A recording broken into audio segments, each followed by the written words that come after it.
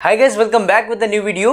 दोस्तों, आज के इस वीडियो में मैं आप सभी के एक सबसे इंपॉर्टेंट क्वेश्चन का आंसर देने वाला हूं। बहुत से लोगों का एक सवाल आता है कि वह जो ब्रोकर जिसके साथ वो इन्वेस्ट कर रहे हैं, चाहे तो वो ग्रो है, चाहे तो वो ज़ेरोधा या फिर अपस्टॉक्स, अगर वो भाग जाता है तो उस केस में क्या होगा, उस केस में मेरे शेयर्स का क्या होगा, उस केस में मेरे जो ट्रेडिंग अकाउंट में रुपए पड़े हैं उनका क्या होगा। तो दोस्तों, आज के इस वीडियो में आपको इन्हीं सारे सवालों का जवाब मिलने वाला है। सो गाइस, वीडियो को पूरा देखिएगा और आप लोगों से एक अपील करता हूं कि वीडियो पसंद आए तो प्लीज लाइक जरूर करिएगा। चैनल पे नए हैं, चैनल को सब्सक्राइब कर लीजिएगा, बेल आइकन को जरूर दबा दीजिएगा ताकि आपको आने वाली वीडियोस की नोटिफिकेशंस मिलती रहे। और दोस्तों, आपका भी अगर कोई सवाल है जिसके ऊपर आपको वीडियो चाहिए ताकि और सभी लोगों की भी उससे मदद हो सके तो कमेंट बॉक्स में मुझे जरूर बताइएगा।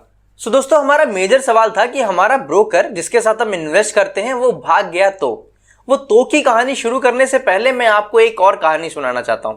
वो ये है कि जब हम किसी ब्रोकर के पास जाते हैं कि भाई मेरा डीमैट अकाउंट खोल दो, मुझे अपने शेयर्स खरीदने हैं और मुझे इन्वेस्टिंग शुरू करनी है, तो वो ब्रोकर क्या करता है, वो दो तरीके के आपके अकाउंट खोलता है। एक अकाउंट होता है आपका ट्रेडिंग अकाउंट और दूसरा अकाउंट होता है आपका डीमैट अकाउंट। ट्रेडिंग अकाउंट जो होता है उसमें हमारे रुपए रखे जाते हैं। अक्सर हम लोग उस ट्रेडिंग अकाउंट को वॉलेट का नाम भी देते हैं। तो दोस्तों, जब भी आपका ग्रो पे अकाउंट होगा, अपस्टॉक्स पे अकाउंट होगा, ज़ेरोधा पे अकाउंट होगा, उसमें एक जगह आपके फंड शो होते हैं। वो जहां पे फंड शो होते हैं उसे हम लोग वॉलेट भी कहते हैं कि हमारी वॉलेट में इतने रुपए हैं। तो दोस्तों, वो जो रुपए होते हैं वो आपके ट्रेडिंग अकाउंट में रुपए हैं। ब्रोकर को कभी आपसे कोई चार्ज काटना होता है तो वो वहीं से कट करता है। तो अभी हम जानेंगे कि अगर हमारा ट्रेडिंग अकाउंट में कोई रुपए पड़ा हुआ है तो इस रुपए का क्या होगा अगर हमारा ब्रोकर भाग जाता है। तो अभी एक और जो अकाउंट हमारा ब्रोकर खोलता है वो है हमारा डीमैट अकाउंट। दोस्तों, जो हमारा डीमैट अकाउंट होता है वो दो डिपॉजिटरीज के पास ओपन होता है। डिपॉजिटरी मतलब जहां पे हम डिपॉजिट कर सके। क्या डिपॉजिट कर सके? हम अपने शेयर्स डिपॉजिट कर सके। इन डिपॉजिटरीज का नाम है सीडीएसएल और दूसरा है एनएसडीएल। ज्यादातर ब्रोकर्स के जो डीमैट अकाउंट है वो सभी के सभी सीडीएसएल पे ओपन है और कुछ ब्रोकर्स के डीमैट अकाउंट एनएसडीएल पे ओपन है। ये दोनों जो संस्थाएं हैं, सीडीएसएल और एनएसडीएल, ये दोनों गवर्नमेंट की संस्थाएं हैं। एनएसडीएल का नाम आपने तब भी सुना होगा जब आपने अपना पैन कार्ड बनवाया होगा। तो हम लोग पैन कार्ड के लिए गवर्नमेंट के पास जाते हैं ना, तो गवर्नमेंट हमारा पैन कार्ड आपको पता है कहां से खोल के देती है? हमें एनएसडीएल के पास से खोल के देती है। सो दोस्तों, आपके जो डीमैट अकाउंट होते हैं वो सीडीएसएल या फिर एनएसडीएल के पास ओपन होते हैं और इन दोनों ही अकाउंट को आपका ब्रोकर ओपन करवा के देता है। तो दोस्तों, होता क्या है कि जब आप किसी कंपनी के शेयर्स बाय करते हो तब आपके ट्रेडिंग अकाउंट से रुपए कट कर लिए जाते हैं, आपके शेयर्स खरीद लिए जाते हैं और वो शेयर्स आपके डीमैट अकाउंट में ट्रांसफर कर दिए जाते हैं। तो दोस्तों, अभी हमारा सवाल है कि हमारा ब्रोकर अगर भाग गया तो उन शेयर्स का क्या होगा। चलिए दोस्तों, अभी एक एक करके सभी सवालों का आंसर आपको देता हूं।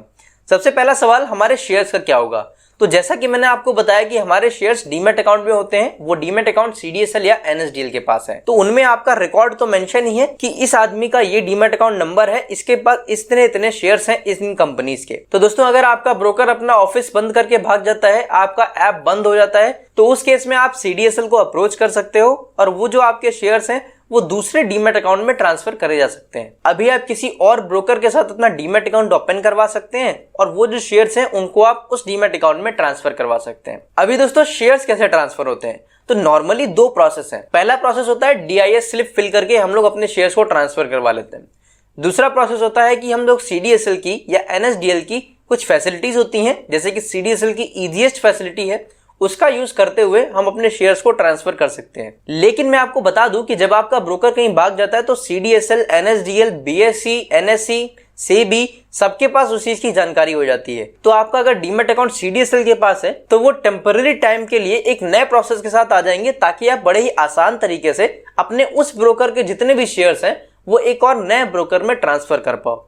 तो इसमें सीडीएसएल आपकी पूरी मदद करेगा आपके शेयर्स को ट्रांसफर करने में। तो यहाँ पे आप बेफिक्र हो जाइए क्योंकि आपके शेयर्स का कुछ नहीं होने वाला है, आपके शेयर्स बिल्कुल सेफ हैं। जब एक ब्रोकर बंद हो जाएगा तो आप अपने शेयर्स दूसरे ब्रोकर पे एक्सेस कर पाओगे और इसमें सेबी, सीडीएसएल, एनएसडीएल ये तीनों ही आपकी पूरी मदद करते हैं। दोस्तों, अगले सवाल की तरफ बढ़ने से पहले मैं आप सभी को एक एप्लीकेशन से इंट्रोड्यूस करना चाहता हूँ। इसका नाम है इनवाइजर।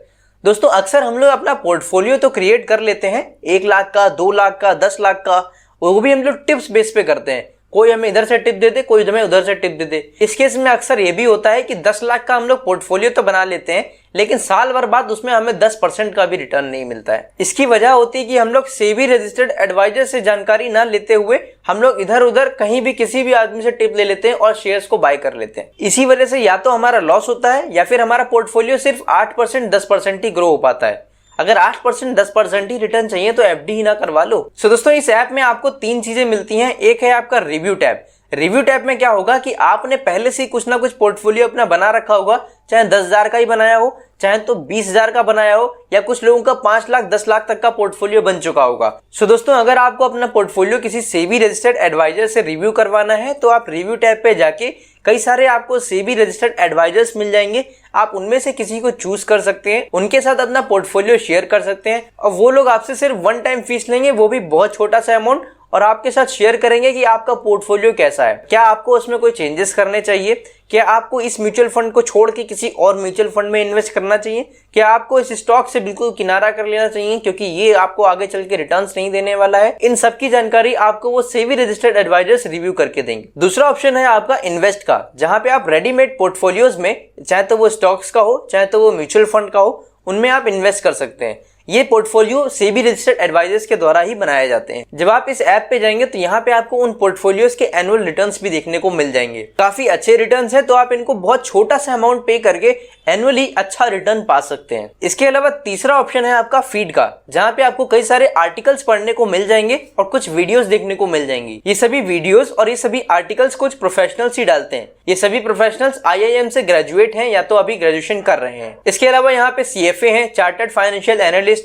CS भी आपको मिल जाएंगे, तो आप उनकी रिसर्च रिपोर्ट को, एनालिसिस रिपोर्ट को यहाँ से पढ़ पाएंगे। और सबसे अच्छी चीज बताऊं आपको कि यहाँ पे अकाउंट क्रिएट करने के लिए आपको कोई भी फीस नहीं पे करनी है, कोई भी चार्ज नहीं पे करना है, ये बिल्कुल फ्री है। इसके अलावा कोई भी आधार कार्ड, कोई भी पैन कार्ड या फिर कोई और भी डॉक्यूमेंट आपको यहाँ पे सबमिट नहीं करना है। सिंपली आप इसमें अपना ईमेल आईडी और अपना नाम डाल के साइन अप कर सकते हैं। तो दोस्तों, डिस्क्रिप्शन बॉक्स में और पिन कमेंट में मैंने इस ऐप का लिंक दे रखा है, आप उस पर से क्लिक करके इस ऐप को डाउनलोड कर सकते हैं। एंड प्लीज आप इस ऐप को डाउनलोड करिएगा, चेक करिएगा और अपने रिव्यूज मेरे साथ जरूर शेयर करिएगा। सो दोस्तों, हमारा सेकंड क्वेश्चन ये था कि हमारे जो ट्रेडिंग अकाउंट में रुपए पड़े होंगे उनका क्या होगा। तो दोस्तों, इसका जवाब ये है कि आपके उस फंड को भी सेबी ने पूरा प्रोटेक्ट करके रखा है। सेबी ने एक फंड बना रखा है, इन्वेस्टर प्रोटेक्शन फंड।